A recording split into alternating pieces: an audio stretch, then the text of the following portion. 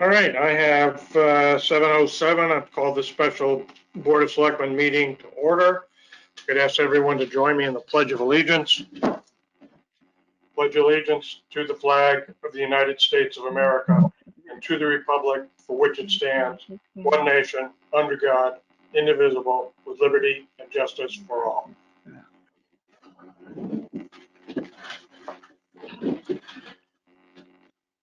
All right, tonight's agenda is set because it's a special meeting. All we're talking about is budget. I'll remind everyone, I'm getting a little lax on it, to identify yourself when you speak for the benefit of anyone who's listening to the recording later. With that, I'd like to initially talk about Kate. Sean, you should have gotten the detailed expense list for HK Park and Rec. Yes, this is Sean. Yes, I have it. Okay. After getting it, I talked to Jason Lonergan about it. Maybe I'm remembering it wrong, but I thought what was said at the meeting was that their field maintenance was strictly, and let me get to it so I'm sure I'm saying the right thing. Yeah, field maintenance was strictly maintenance of the playing fields. Other ground maintenance was in facilities. If you look at the detailed expense, it certainly doesn't look that way. And I asked him about that. He said, no, what it is anything as far as the grass related, cutting the grass, that sort of thing goes into field maintenance, whether it's on the playing fields or on the facility. Facilities maintenance is more physical structure. They're asking for an increase in that, even though typically you can look at their 3-year averages, nowhere near what's even budgeted, and they're on track to be at under 1,000 so far this year. But they do have some maintenance they know they need to do on swing sets. He said they've got about $5,000 worth of maintenance they've got to start getting to. So just like they told us field maintenance, they were playing catch up for a while. Same thing with facilities. Sanitary was just the porta potties. That's a pretty well set bill. But the other thing I asked them about was the program budget. I mean, again, it doesn't look like you've ever come close to their 1,500. He did say they were trying to expand it, but agreed that $1,000 would probably be generous, so we can reduce that to 1,000. And he was fine with that. Sounds good. Yeah, this is Kate. That sounds good. Thank you for the update. Okay. All right. And without further items on the Park and Rec, I will turn it over to, hey, Robin, there you are. Hi. Miracle. Figured it out. I relaunched it. Okay. All right. With that, Robin, I'll turn it over to you to talk about HK Recreation. Okay. Should I start with, like, does anyone have any questions? Specific questions you want me to answer? I think if you would just give us an overview quickly. I know you do a lot of programs with the programs, what you're expecting coming up this year. Yep. I know you mentioned. So we're bouncing back from 2020, and we're back in the schools. So we're doing our before school at Burr and Killingworth and after school at Burr and Killingworth Elementary School. We have both sites been up and running since September. Not as many kids as we used to have, but we have probably between 10 and 18 a day. So smaller than we're used to, but better than it was. So we're growing again. We have all our other programs going on, all our regular after school classes and like karate and creative art and Zumba and so our bunch of classes for kids are all doing very well. Basketball, we have indoor soccer, lots of variety for the community, and people are signing up. They're happy to get their kids back into doing things after school. So we're really happy about that. We also have our basketball league running this year, a lot smaller than we used to. But again, it's like starting over in a way after not having it for a year. We also, our men's league isn't as big as we used to. We only have about 15 guys, so it's not really a league. That used to be a really big program. Again, a lot of these things that we had back in early 2020, and then you don't have it in 2021, you know, you lose some people. But so we're just starting to grow again with a lot of those programs. And it leaves us with still some uncertainty on how we're going to be doing, but we're very hopeful and excited that things are going in the upward trend again. As far as the budget, we did lower our budget overall just because we did have to make a lot of changes this year, and we didn't bring in nearly as much revenue as we needed last year. And again, not knowing what we're going to bring in, the only way to offset it is to lower our revenue projections, basically. We also are down a director of childcare. Our director of childcare left us unexpectedly, and we did not fill that position with a full-time person as of yet. We wanted to make sure that our childcare program was indeed going to have enough kids to support that position. It's still, since our numbers are lower in childcare, it still really doesn't support that full-time position just yet. So we're looking into replacing with a part-time position. But right now we're just getting that program back up on the ground and running. And so we can see what our numbers would be and have a more consistent idea of what we're going to need for that position. Did you want me to go like in certain things in our budget, like line items? I did. Go ahead, Sean. I just had a couple questions on a couple of lines, and actually, okay, your overall budget went from 675 to 640, correct? Yeah, and that's mostly from that director of childcare position that was full-time with benefits. Yeah, you touched on that. My first question is, how do we reduce that from 50 to 18? Okay, so that's you're going part-time on that. Right. Now is the increase in our contribution, you're looking for us to go up $7,000. Is that due to the split difference between Haddam and Killingworth? If your budget went down, our contribution you'd think would go down a little bit. But yeah, well, you know, I based it on the ADM of I kept this total amount assessed to both towns the same as what we asked for last year. I know we didn't get that last year, but I kept it this request the same because just our revenues were down so much last year. I mean, our revenues were down like 200 and just in childcare alone last year, our revenues were down $173,000. And just in regular programs, $73,000. So our revenues were so down last year that it was hard to base on what we think we're going to get in revenues this year. So our projection of revenues wasn't as high, but we wanted to keep what we asked the towns the same as last year as far as what we asked for. Now the CAT coaches, did you add a coach?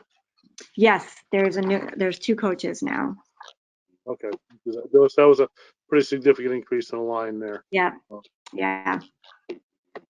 And obviously you're anticipating your revenues to be down a lot this year again, just because of participation. Yeah, I mean we won't know, of course, but you know, it's just so hard to tell. And we also last year we really had to cut a lot of expenses because we just had to, and we'd like to bring some of those things back. No, I'm good for right now. Thank you. This is Kate. I can jump into with a couple specific line item questions. To to piggyback off of Kat, I noticed in the budget it said it was self-funding. So are you saying that the fees that you get from Kat basically cover the cost of the coaches? Yes, so Okay, Cat gives us money basically it covers our payroll. So Cat does reimburse us for the payroll. okay.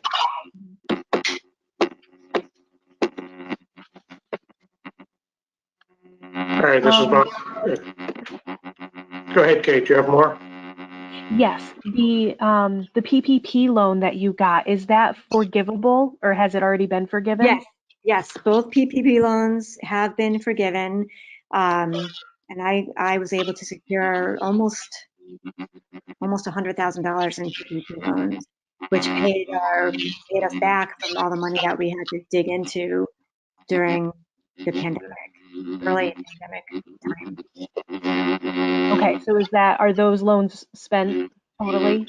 Are those loans spent? We basically built up, paid our reserves back. It went down like $100,000, which I had to keep taking money from there to pay our bills and pay our staff and insurance and all that stuff. So that was able, so we were able to get that money, which I borrowed, and I borrowed from one account and paid it back basically. Got it, thank you. And one last question. I noticed the line, sorry, we have a special guest tonight, apparently. There was an item for an audit that doubled. Yes. So this year and last year we did a abbreviated procedural audit. So it was just something that they can do for us to show us, look at some things for us, but we didn't have they're not doing a whole bound written presentation for us, because we just had to reduce expenses here and there. So I kept it, I reduced it in this current budget. And next year I'm anticipating that we would like to go back to our regular procedural audit where we get a bound, in formal copy. Got it, thank you. Those are all my questions for now. All right, this is Bob. Robin, a couple of questions for you. One, just for my information, your services are available throughout the age range, right? From preschool on up? Yes. Why do you base the charge on ADM if that's just school age versus? I would say it's probably 90% school age. Mhm. We have a handful of preschool programs not very many. Adult programs, a handful, like fitness yoga or men's basketball. We don't have a whole lot. Most of our programs are the youth in the elementary schools. Okay. So we've always based on the ADM. I mean, it's a good question. I was just talking about this with Debbie from upstairs. It's always been based on the ADM from as long as I've been here. It's just always the formula that we followed, and probably because we mostly service that K through middle school age group. Right.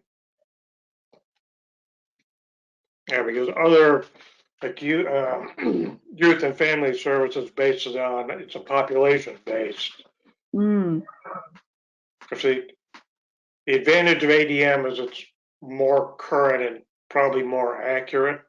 But the advantage of the population base is more reflective of who you're serving. But you're dealing probably with population data, like DPH data is a year behind, and it's an estimate, but it's something. Yeah. Okay.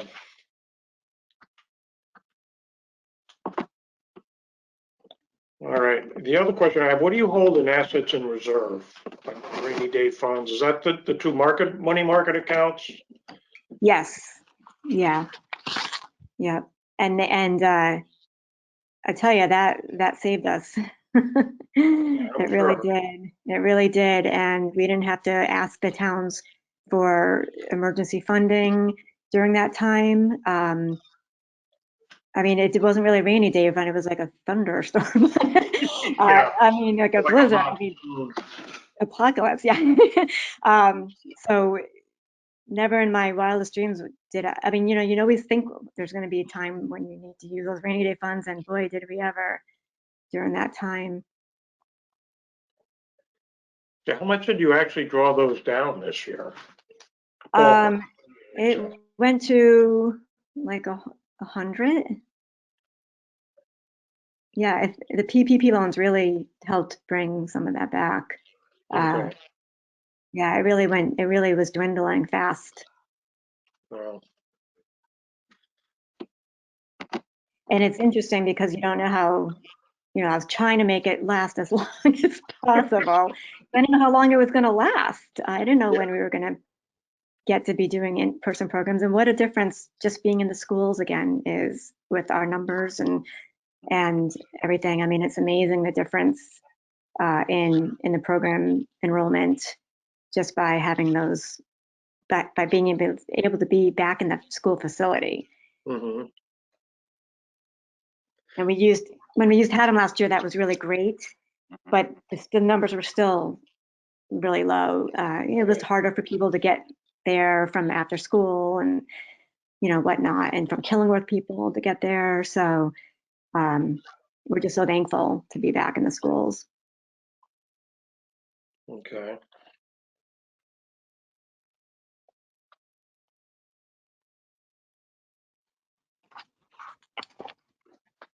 We also did a lot last year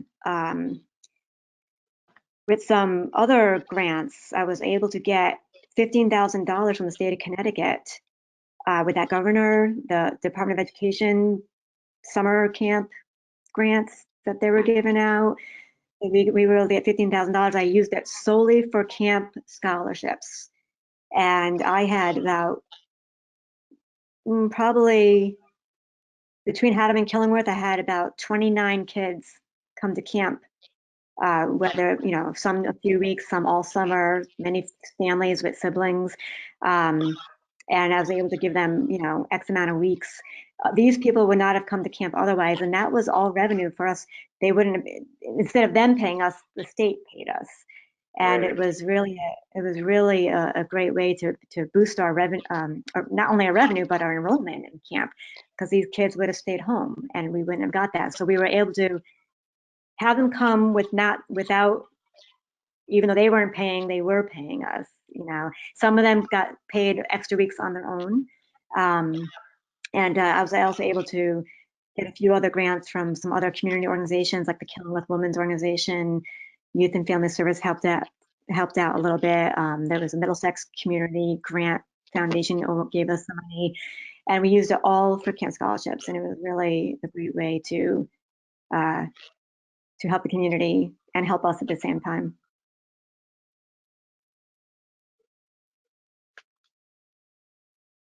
All right. This is Bob. That's all I have for questions. This is Kate. I will jump back in with one last question.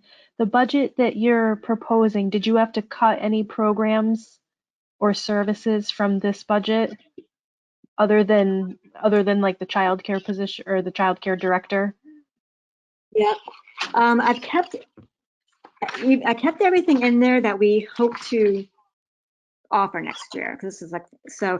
But I did not take some things that we have in our current budget that are also in this budget are things like a high school field house attendant. We have not opened up a field house yet during COVID.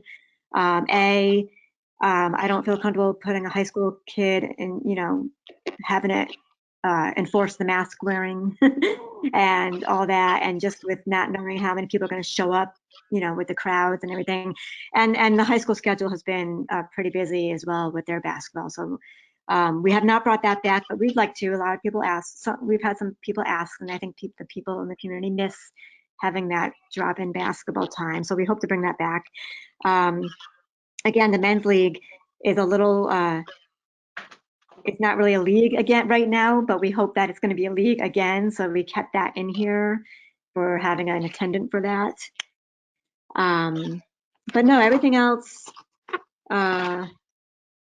we did take out facility supervisor at the pool. We did take that out, and that's why it says 0. Just because I didn't see it. We've been operating without that facility supervisor. We've just had the lifeguards, and everything's been going great at the pool. So that was something that we felt like we didn't really need. Might have to bring it back someday, but right now I took that out. Everything else, so all, instructors, we kept that the same. Programs are starting, we're starting to offer more sessions and more, more programs again. So everything else we're still keeping in there.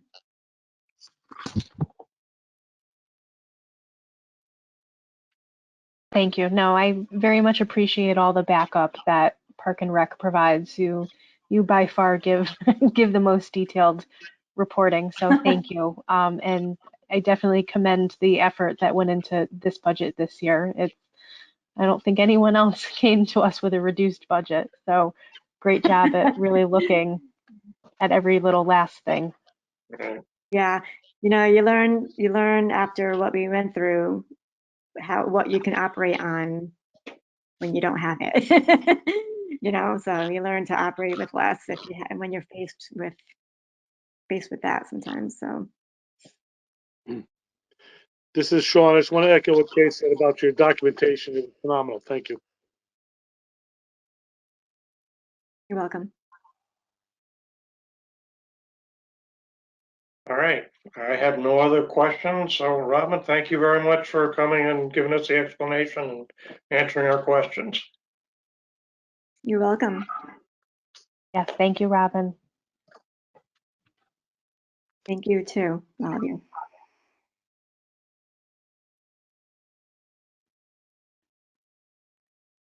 So am I signing off? Well, you're welcome to stay, but we're not going to, we haven't voted on any budget individually yet. What we've been doing today Okay. is just talking to the individual departments or agencies to see what and answer our questions. And now that we get a chance to look at probably as detailed and complete a budget as we can after we've gotten everyone's input, although we still have some estimated costs like our insurance benefits aren't nailed down, for example. Now we can take a look overall and say, okay, are we in good shape, or are there areas we're gonna have to trim beyond what's been presented? So, Mhm.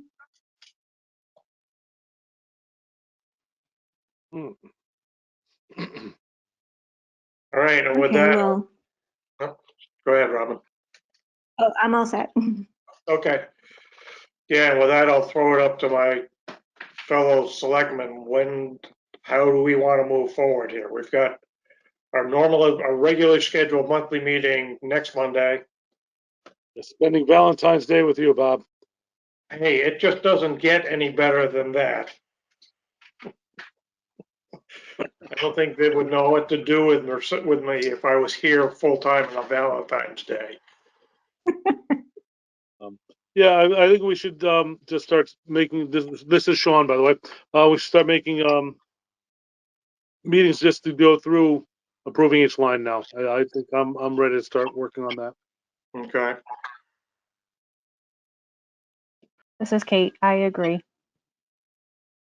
All right. Do either of you have time this week to start that, or just want to start it with next week's regular meeting and hopefully proceed expeditiously after that?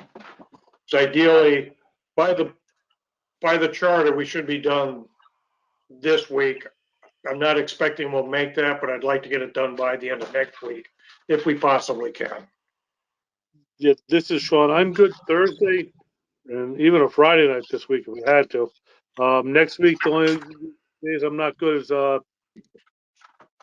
Tuesday, Wednesday, and I could probably squeeze in Wednesday if I had to. Okay.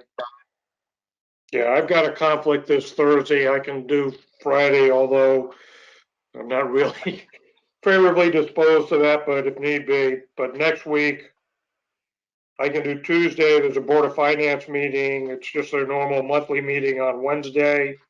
I can do Thursday and Friday if we need to next week.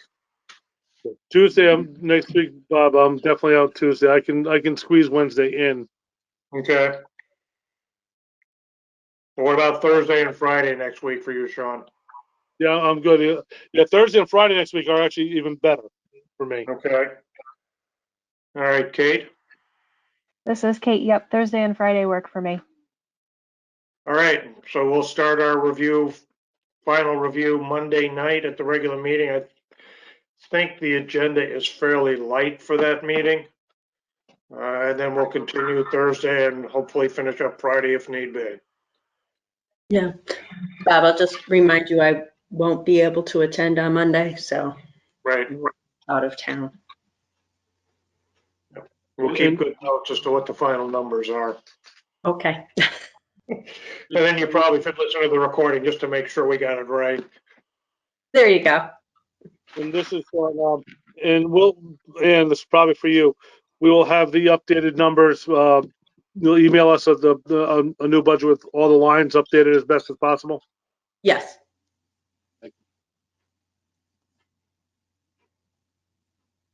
All right. Then I think it's time to call for a motion to adjourn. This is Sean. I will make a motion to adjourn. All right, motion has been made. Any discussion? All in favor, signify by saying aye. Aye. Aye. All right, unanimous as always. Thank you all for coming. Have a good night, everybody. Good Good night. night. Night.